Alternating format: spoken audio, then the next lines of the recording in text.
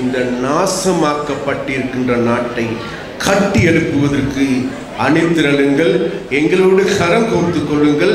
Clean Sri Lanka என்பது வெறுமனே எங்களுடைய நாட்டையோ அல்லது வீட்டையோ அல்லது நகரத்தையோ சுத்தப்படுத்துவதால் எங்களுடைய மனங்கள், எங்களுக்கு அது ஜாதி ரீதியாக மத ரீதியாக இன ரீதியாக பிளந்து சிதைந்து போயிருக்கின்ற எங்களுடைய மனங்களை ஒன்று சேர்க்கின்றது, மனங்களை சுத்தப்படுத்துகின்றவை.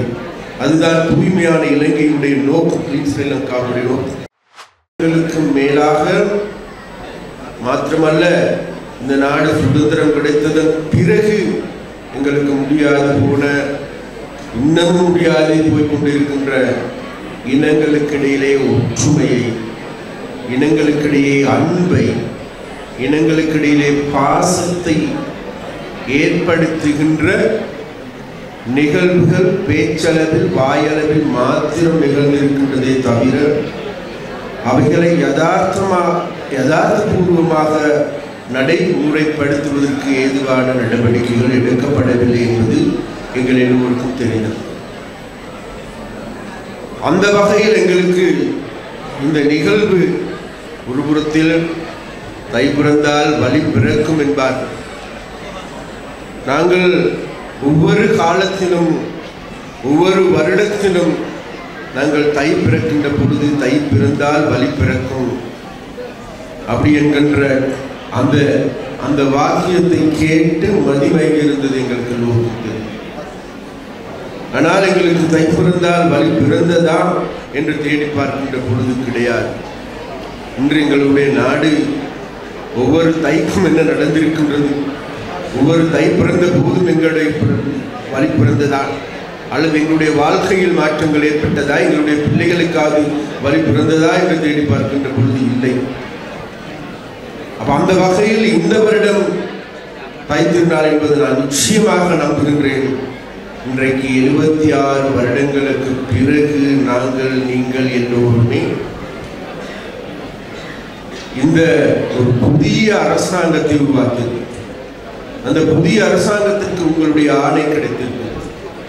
அந்த ஆணையை வழங்கிய உங்களுக்கு எங்களுடைய தலை வணங்கி நன்றியை நான் செலுத்துகிறேன். ஏனென்றால் எதுமல்ல, இது வரலாற்று காணாத மக்களுடைய ஆணையாகும், வரலாற்று காணாத முடிவாகும். அந்த வரலாற்று காணாத முடிவினை எடுத்து உங்களுக்கு மீண்டும் மீண்டும் எங்களுடைய நன்றியை தெரிவிப்பதோடு, நீங்கள் எல்லோருமே எதிர்பார்த்த இந்த நாட்டில் மாற்றம் ஒன்று தேவை என்று கூறினார். அந்த மாற்றத்தை செய்வதற்கு நாங்கள் ஆரம்பித்திருக்கிறோம். இன்று கூட உங்களுக்கு தெரியும், இந்த நிகழ்வில், தேசிய பொங்கல் விழா நிகழ்வில், அதாவது கேபினட் மினிஸ்டர் 3 பேர் வருகை தந்திருக்கின்றார். நானும் இருக்கின்றேன், சுனில் செனவி அவர்கள் இருக்கின்றார்கள், சரோஜா சாவித்ரி போல்ராஜ் இருக்கின்றார்கள், அதே போன்று பிரதி அமைச்சர்கள் 4 பேர் இருக்கின்றார்கள். அதே போன்று பாராளுமன்ற உறுப்பினர்கள் 7 பேருக்கு அதிகமானவர்கள் இருக்கின்றார்கள். எந்த ஒரு போலீஸ் பாதுகாப்பு அல்ல, எந்த ஒரு முன்ன உங்களுக்கு தெரியும், சாதாரணமாக ஒரு கேபினட் மினிஸ்டர் வருகின்ற போது எவ்வாறு அவர்களுடைய பந்தாக்கள் உங்களுக்கு என்னவென்று உங்களுக்கு நன்றாக தெரியும். எந்த விதமான பந்தாக்கள் இல்லாது சாதாரண மனிதர்களாக நாங்கள் உங்களோடு செயல்படுவதற்கு நாங்கள் மாற்றத்தை ஆரம்பித்தோம்.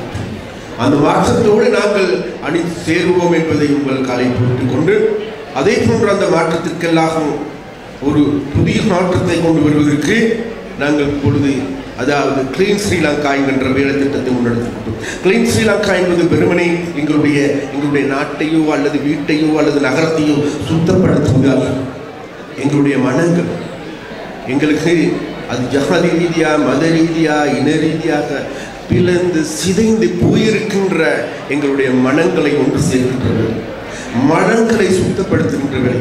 அதுதான் தூய்மையான இலங்கையுடைய நோக்கம், கிளீன் ஸ்ரீலங்காவுடைய நோக்கம். அந்த வகையில் எனக்கு சற்று முன்பு 2 நடனங்கள் ஆடினார்கள் எங்களுடைய பிள்ளைகள். ஒரு காலத்தில் என்னை பார்த்து சொல்வார்கள், யாழ்ப்பாணத்தில் நல்ல பிள்ளைகள் ஆடுங்கள், டான்ஸ் பண்ணுவாங்க, ஆனால் முகத்தில் பாவத்தை காட்ட மாட்டாங்க. அந்த முகபாவத்தை வெளிக்காட்ட மாட்டார். அப்படி என்னிடம் அப்படி சொன்னவர்களுக்கு எல்லோருக்கும் இன்றைக்கு நான் பெருமையாக சொல்ல முடியும். இதோ வந்து பாருங்கள், இந்த யூனியன் காலேஜில் இன்று காலை தற்போது நடந்த 2 நடனங்களும் முகபாவம் மாத்திரமல்ல, உடல் நயம் மாத்திரமல்ல, கலை தெய்வங்களாகவே வந்து தாங்களுடைய கலை வடிவத்தை வெளிக்காட்டியது எங்களுடைய பிள்ளை. அதனால் எங்களுடைய பிள்ளைகள் என்பது யாருக்குமே சளைத்தவர்கள் அல்ல. எங்களுக்கு மாத்திரம்தான் நாட முடியும், எங்களுக்கு மாத்திரம் தான் திறமை இருக்கின்றது.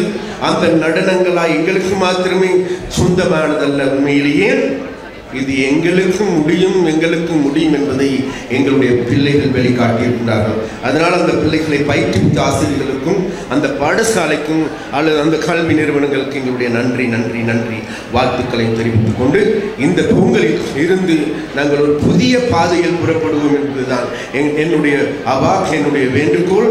வேறு எதுவுமல்ல, ஒரு புதிய பாதையில் இந்த நாடு பயணித்து வருகின்றது. அதனால் இந்த வருட தை மாதம் என்பது நிச்சயமாக ஜனவரி 1ஆம் தேதி எங்களுடைய தலைவர் உங்களுடைய ஜனாதிபதி தோழர் அனுரகுமார் சனாயக் அவர்கள் கூறியது போன்று புதிய உலகத்தை நோக்கி அடியெடுத்து வைத்திருக்கின்றோம். அந்த அடியெடுத்து வைத்திருக்கின்ற செயல்பாட்டினை எங்களால் மாத்திர முடியாது. நீங்கள் வர வேண்டும், உங்களால் மாத்திரமே முடியும். நீங்கள் தான் எங்களுக்கு ஆணை வழங்கினீர்கள். நாங்கள் நம்புவது உங்களை மாத்திரமே. நாங்கள் எல்லோரும் சேர்ந்து இந்த நாசமாக்கப்பட்டிருக்கின்ற நாட்டை கட்டி எழுப்புவதற்கு அணிதிரளுங்கள், எங்களோடு கரம் கோர்த்து கொள்ளுங்கள். ஜாதி மத இன கட்சி பேதங்களை மறந்துவிட்டு நாங்கள் மனித ஜாதிகளாக ஒன்று சேருங்கள் என்று அழைப்பு விட்டார். அதே அழைப்பை நான் உங்களுக்கும் விட்டுவிட்டு உங்களை அனைவருக்கும் கூடுதலான சக்தியும் வலுவும் மேலும் மேலும் கிடைக்க வேண்டும் என்று கேட்டுக்கொண்டு விடைபெறுகின்றேன். நன்றி, வணக்கம்.